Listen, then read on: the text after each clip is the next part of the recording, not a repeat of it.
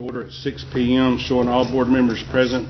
It has been posted as required by law. At this time, we'll move to item 2, invocation and pledge allegiance, led by Mr. Red Holmes. Let us pray. Heavenly Father, we come to you at this time, Lord. Lord, we just want to thank you for all your many blessings you bestowed on each and every one of us here, Lord.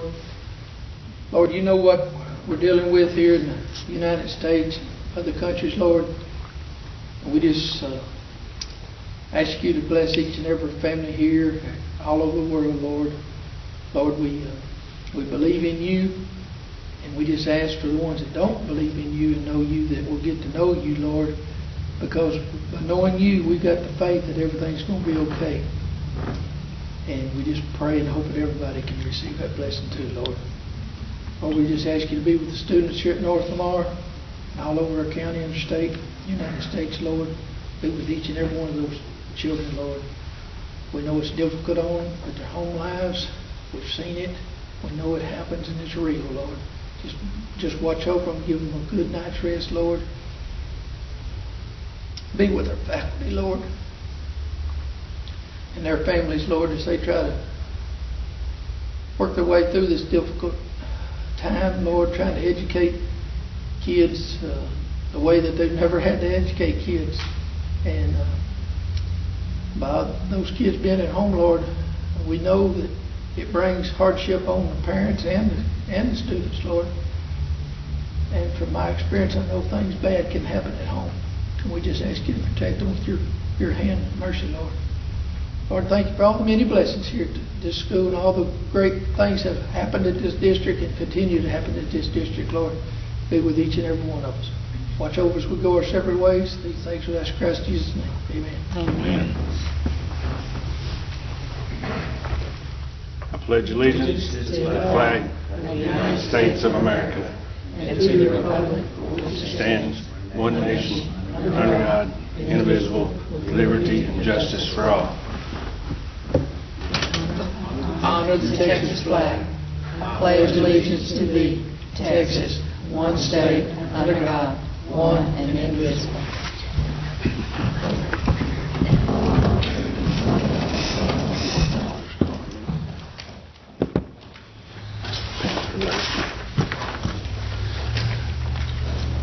Did anyone sign up for public testimony? Okay, we'll move on to item 4, consent agenda. If everyone's had an opportunity to look over everything in the consent agenda, we'll need a motion to approve. I move. Made by Red, seconded by Sheila. Is there any other discussion? All in favor, raise your right hand. All opposed, same sign. Motion carries 7-0.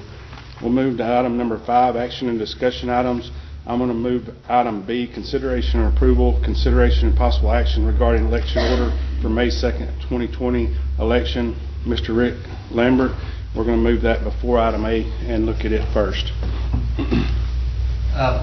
Board members, I know that you've got some considerations you need to take into account about whether to proceed forward or to postpone your May elections, and that would be both related to your trustee election as well as your bond election. I guess the place to start from a legal standpoint, there's nothing at this stage that requires you to postpone. There's been an advisory from the state that allows you to postpone if you choose to do so, but there's nothing that requires you to do so. Now, I do know also that your county election officials, city, etc., are asking you to make that decision because they need to print the ballot. So there's some urgency from that standpoint.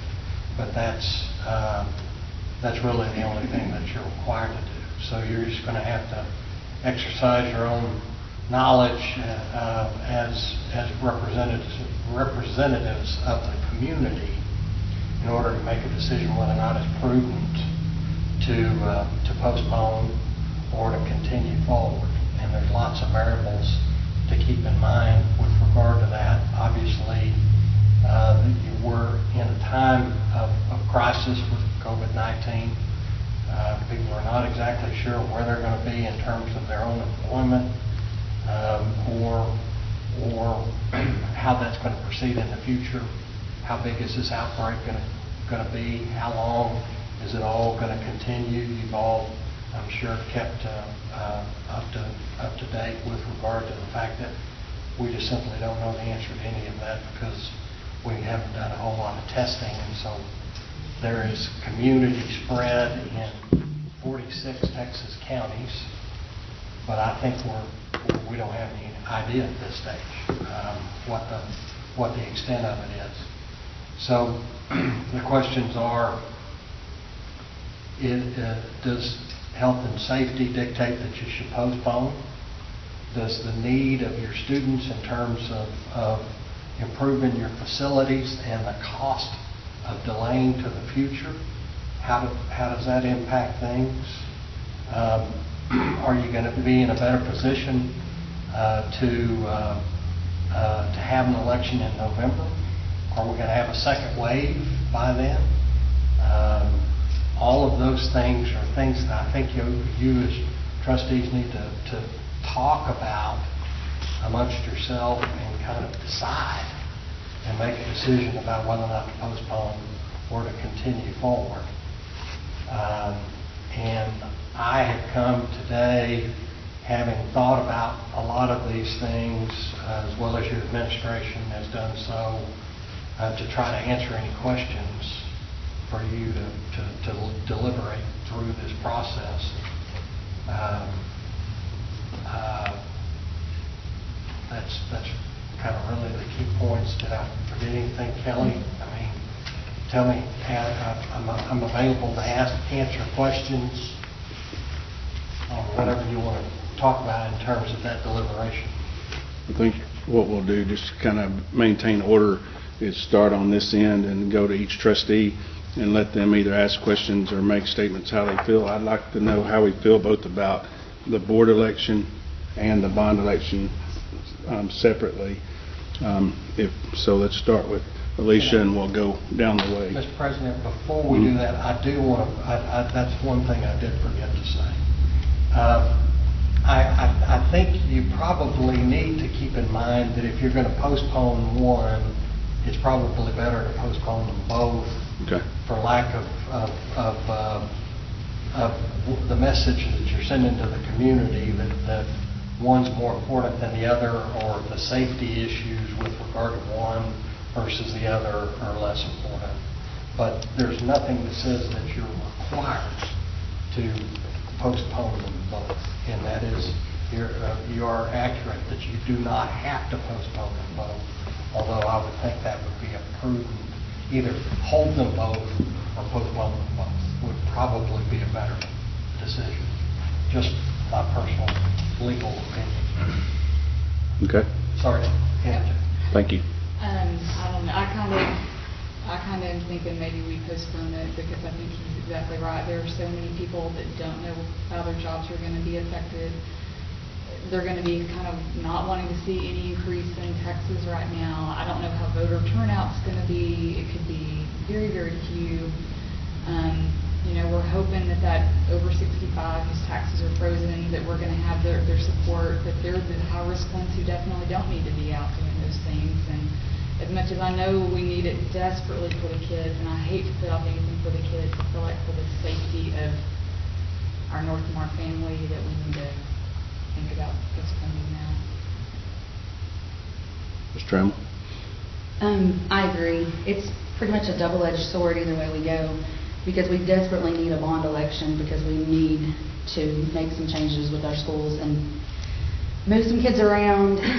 Some of our buildings are obviously not safe, but how do you ask the North Lamar voters to come up with more money when they don't know if they're even going to have a job? They're trying to keep, their four walls up, shelter and food and utilities and things like that. How I can't ask them for more money knowing that I don't know what their circumstances are within their own households. So if I were to say both need to be moved to November, if at all possible. And I'm especially want to hear from these two since it's y'all's election year. So, Ms. Daughtry?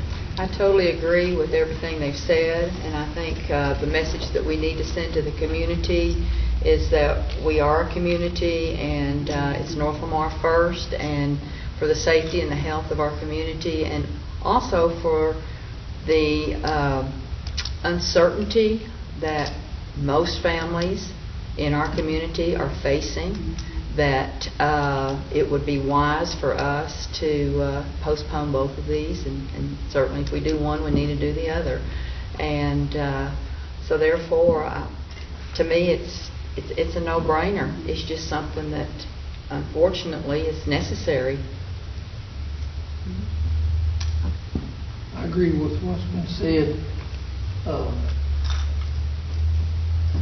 We've asked the taxpayers twice, for bonds to be passed. They was always concerned about their taxes going up. Now, if we ask them right now, with the uncertainty of where maybe the next mill's coming from or how they're going to pay the utilities, our governor's already stepped up and said, hey, foreclosures are waived. You don't go after them, or don't kick them out, evict them out of their houses. Well, he's got a bigger picture than we do. So we're thinking about Lamar County and the North Lamar taxpayers and students. Yes, I'm up for re-election just like Sheila is. That doesn't bother me whether I run in May or run in November. What bothers me is when we split them, that we got double cost on the taxpayers again. And so if we're going to cancel it, let's just do it all in November. And think what's best for our taxpayers, not for this board sitting here, and our students in our district. Bo? I had several people calling me real upset if we're going to go with the bond. Kept asking if we're going to go through with it. And they're taxpayers, and they're worried that we're just going to push it through because we don't care about the people. I agree with all the board members that we should wait till November and just worry about it paying right now. There's too much other stuff to be worried about instead of out campaigning for the bond. So I say move it. Yeah, I agree. Same thing with you guys. I'm really not so sure if we were to do it, we wouldn't get it done. I think we probably would get it done, but this problem that we're dealing with right now is a lot larger than us or the school, and it's a lot bigger than that, and we need to show the community that we're here for them, and I think that's the right thing to do, in the times of uncertainty. I don't know what kind of voter turnout you get that may or may not be good for us. I really don't know. But I just think the right thing to do for the overall thing for the community is, to show faith in them is to do what you guys have said. And I've had many, like Bo, citizens out there asking and basically relaying the message that we hope that, that right now, with uncertain as everything is, that we don't have this election. So Well, they want us to look after the community. I have to go with I hate those that we have to members, do those it. community members. We all want to look out for these kids, and we know what they need, but like I said, it's just bigger than that, really. It really is.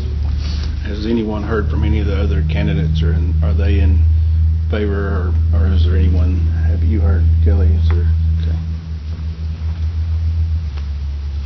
So if we want to proceed with moving it to November, I agree with everything you guys are saying. November will be a presidential election.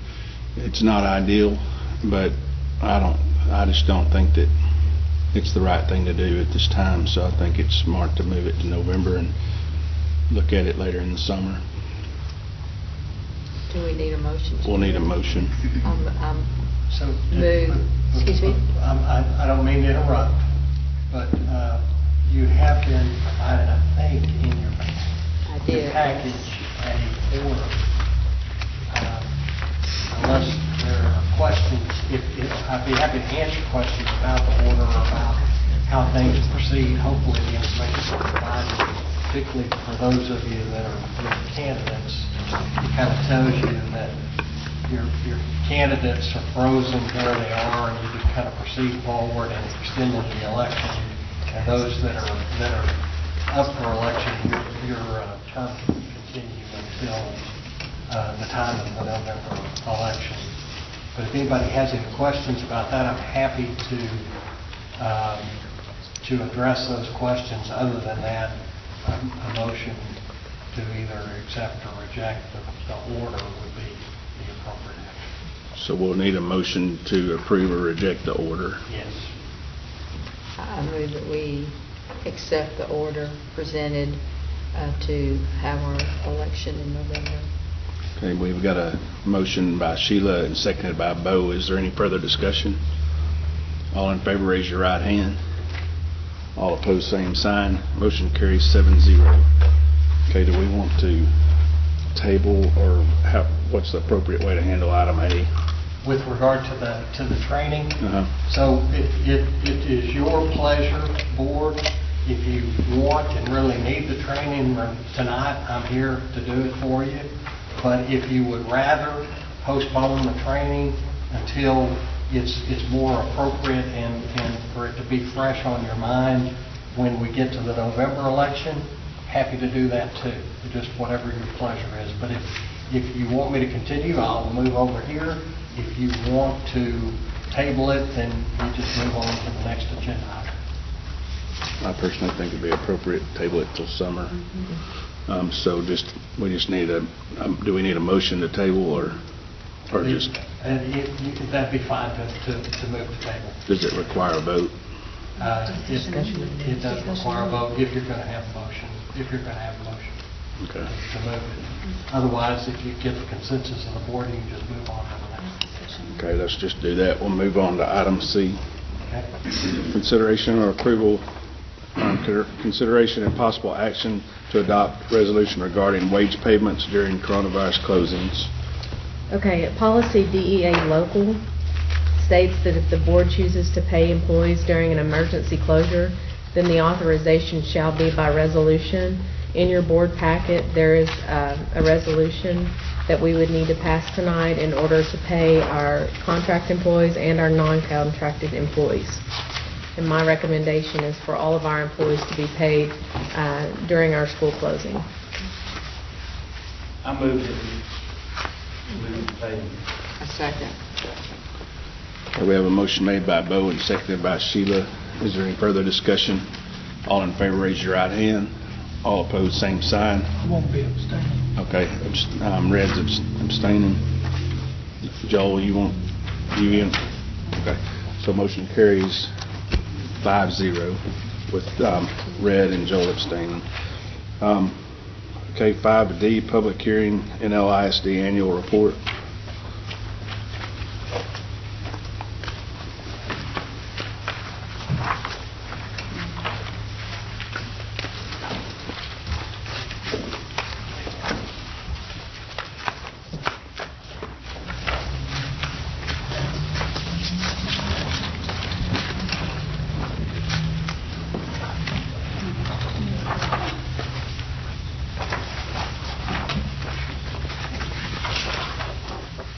This is the annual report. Usually we have the thick one. I think you probably remember that every year. Under the Texas Education Code 39.306, the district school board is to publish an annual report that lists these 7 components. Most of these you've already heard all of this year anyhow, probably with the exception of the report on violent criminal incidents, because that's probably not something given, and then the student performance at post-secondary institutions. There is a page in here, I think you're looking for it, one for the district and then each one for the campus, their snapshots. It tells a lot of the TAPR information.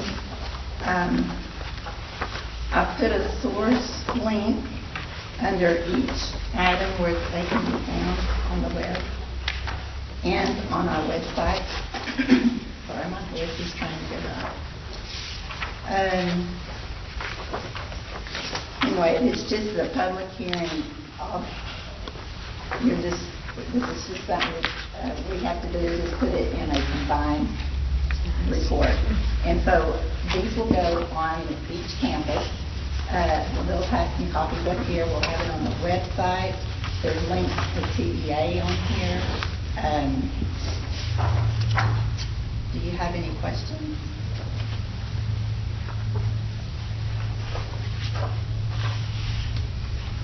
And I'll put something out similar to this. I think these are good tools to use in our real estate offices and our hospitals, things like that. But as you notice, this is the 18-19 report, and so that's our most current information on academics and stuff. So I would like to go back and do campuses as the principals, put some contact information, things that people from out of town, if they're coming to our district or looking at schools and stuff like that, that they have a tool to use to look at our district. So I'll do that probably this summer or something and get it in the hands of real estate offices and stuff. So, any other? Thank you.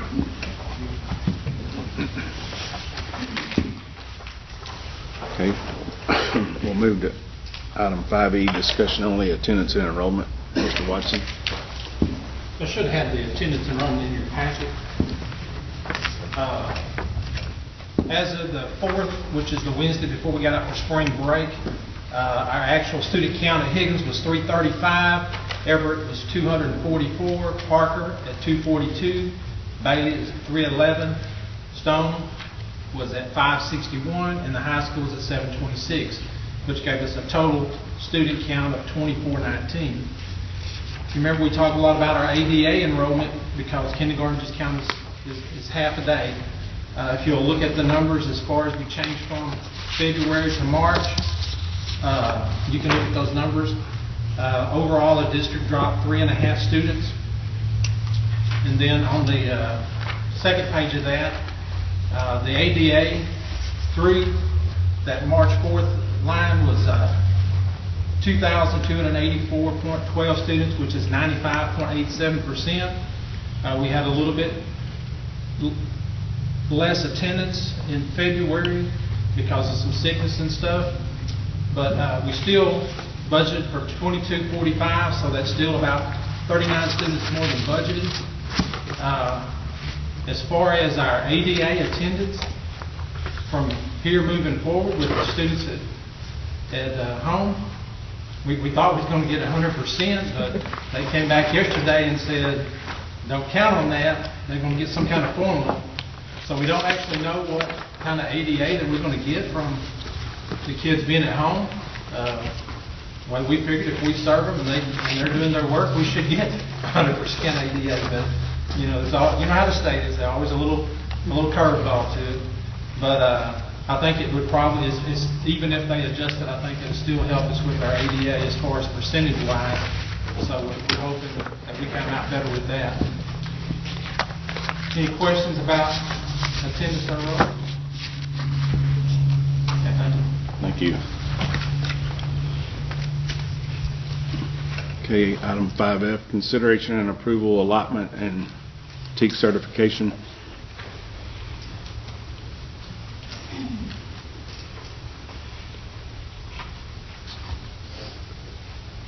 So this is an annual certification required by TEA every year from each district, and we are certifying that the instructional materials allotment money that we received is only spent under Texas Education Code requirements.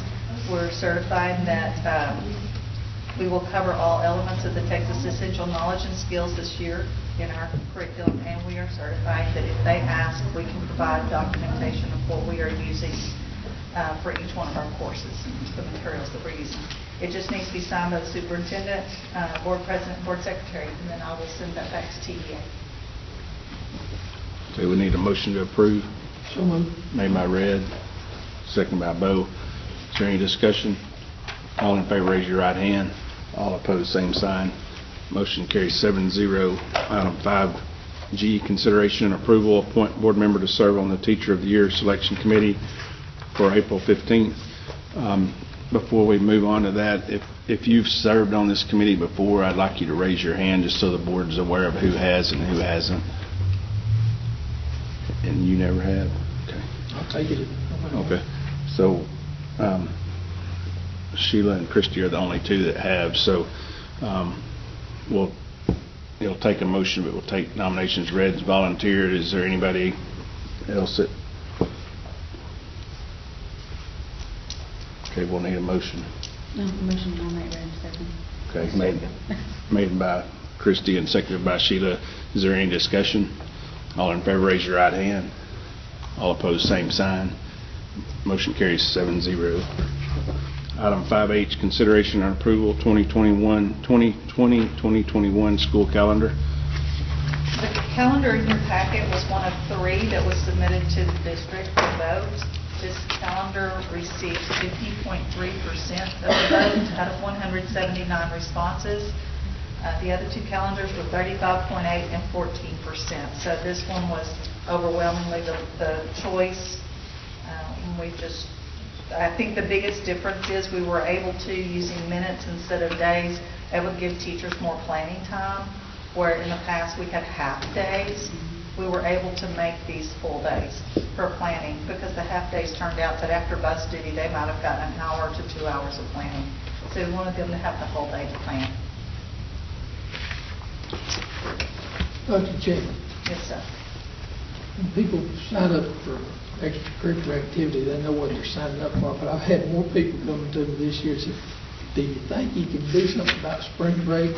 We get spring break, we don't get spring break because we have all the kids here and there go. I mean, they're the ones that chose that, but I said, I'll mention it to you, that's all I can do.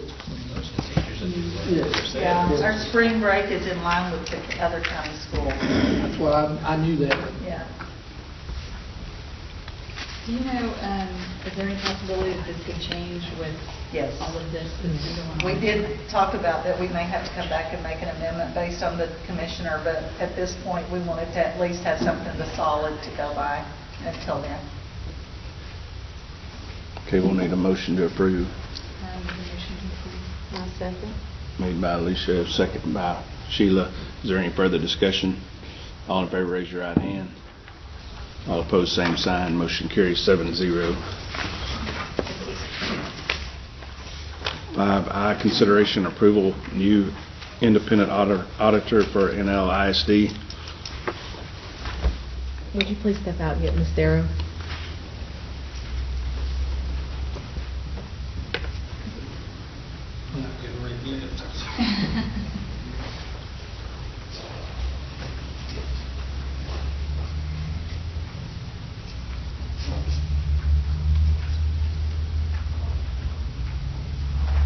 How's everybody tonight?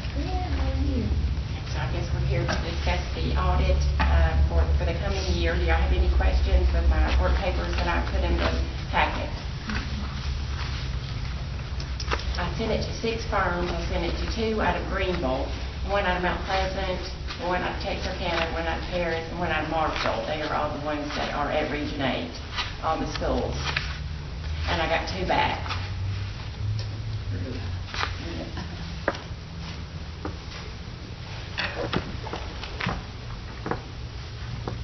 So I read through this, and you have worked with this firm before. Yes. And it sounded like you enjoy that working relationship with them, and feel like it might be to our best interest I think so, yes. to use them.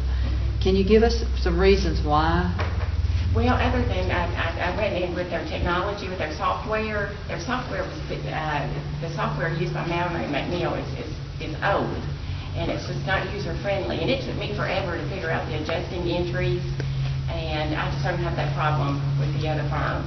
So the other firm is Will and Henderson? Yes, Wilson Henderson, yes, out of Texarkana. And you used them? Yes, I have. Yes, I've used them before. how do you feel about changing from a local to someone in Texarkana? I mean, that would be my only Right. question. Sure. I mean, we've used them for years, they're local people, and I'm just, Well, we've discussed the rating system, and I asked Ms. Darrow to rate these, since she's worked with both of them, to see which one she felt would better meet our needs in the district. And at this time, she feels that the one out of Texarkana would be better suited to meet our needs. Just the time frame, that you saw the hours that John had said, it would take her to do it, Of course, nobody likes an audit, but, I mean, somebody that comes in, they're here 8 months out of the year, and then this group is going to come in about a week or two, we're going to have an audit report, and everybody's going to go on with their life.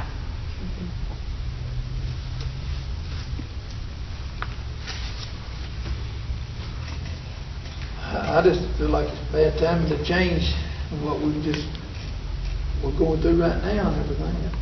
They've been good to the district, got kids in the district, and I understand what you're saying, but, She's the expert. I know she is.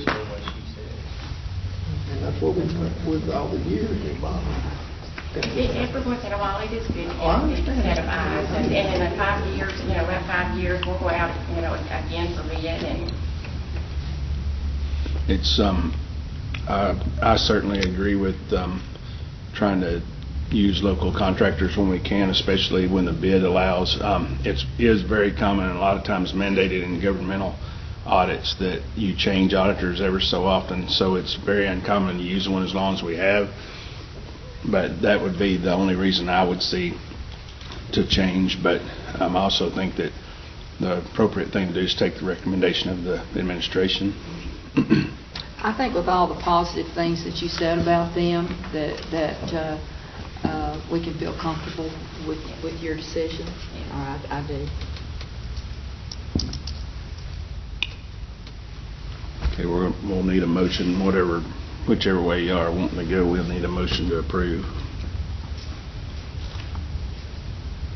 I make the motion to go with the recommendation from Ms. Miller. Okay, motion's made by Joel and seconded by Bo. Is there any further discussion? All in favor, raise your right hand. All opposed, same sign. Motion carries 7-0. We'll move to item 6, Superintendent's report. Okay, item A really is a non-factor at this moment. We were going to have to postpone our start time from 6 to 6:15 because that was going to be the time that we would be taking care of early voting. So since we're moving our election back to November, item A is a non-factor tonight. School board training, if you would, please set aside June 9th. All of the county superintendents have gotten together and we're going to have a county-wide school board training. Chisholm ISD is going to host that. As soon as I have more information regarding this training, I'll share that with you, but I just kind of wanted to give you the June 9th date so you could save the date. Dr. Fitz had a telephone conference today with all of the Region 8 superintendents, and he feels like that the Commissioner of Education will extend the deadlines for board training requirements. However, they are going to move the Northeast Texas School Board Association spring meeting to May 4th, 2020. Keep in mind that that date could possibly change depending on COVID-19. But if you're interested in going on the 4th, if that date remains the same, just please email me or call me and let me know that if you would like to go. I wanted to kind of give you an update on our COVID-19 instruction report. Northmore ISD is committed to keeping our families informed on how we're responding to the presence of COVID-19 in our community. We've set up an on-home learning link that's on our website for our students and our parents to be able to access the information the students would need in regards to their instruction. We've provided an online instruction for our students that have internet at home, and we're providing instructional packets for our students without internet access. UIL has suspended competitions, practices, and workouts and will resume no earlier than May 4th. We have had major operational changes in a short period of time. And I just can't thank our staff enough for all of their support and their hard work, and they have remained so positive through it all. Our resource officers and some of our other staff members have been out delivering meals. Our cafeteria ladies are working miracles, getting all of the meals prepared. The teachers have been spending hours upon hours preparing. Our maintenance crew, our custodial crew, I don't want to leave anyone out because everyone has gone above and beyond when it comes to the operational changes that we have had to make in 1 week. And I can't thank them enough from the bottom of my heart because it has been overwhelming, the amount of support that we've received, just not only from our staff but from our community, from the volunteer fire departments that have stepped up and offered to help with meal deliveries. Lamar County is just an amazing community to live in, and I want to thank everybody for your help. Obviously, the future is unknown. However, I am confident that our Panther family will find a way to make it through all of these challenges. So, I want to just thank our families. Thank you guys for supporting us through this. Obviously, I know that we're going to hit some road bumps along the way that we'll have to fix when it comes to the instruction. We've got technical support set up for the families that are having trouble if their kids are having trouble logging in. There's an email listed on our website where they can go on and email for help. Today we had, I want to say, over 165 cars go through the high school alone, picking up anything from Chromebooks to instructional packets to novels. Today was probably, the lines were long, hoping that in the future, maybe on Mondays the lines won't be as long, but getting the Chromebooks checked out takes a little bit more time, so I'm asking everybody to be flexible with that. So just wanted to give you an update, and that's where we are, and hoping that the closure is not as long as we might predict. Ms. Stewart, the ones that don't have transportation up here to pick up the packet are... Yes. So Mr. Watson is working with Mr. Hildreth and Chief Bowes. We've had families reach out to us, the ones that we've been delivering meals to, because they don't have that transportation. So we're also going to be delivering those instructional packets with the food at the same time. If this goes further than what we expect, at some point in time we may end up having to run our bus routes. But right now we're currently just using our Suburbans and our school resource vehicles. Does anybody have any questions? Okay, at this time we'll move to item 7, executive session. The board will conduct a closed meeting in accordance with Texas Open Meetings Act, Texas Government Code Chapter 551, Subchapters D and E, Texas Government Code Section 551.074 at 6:38.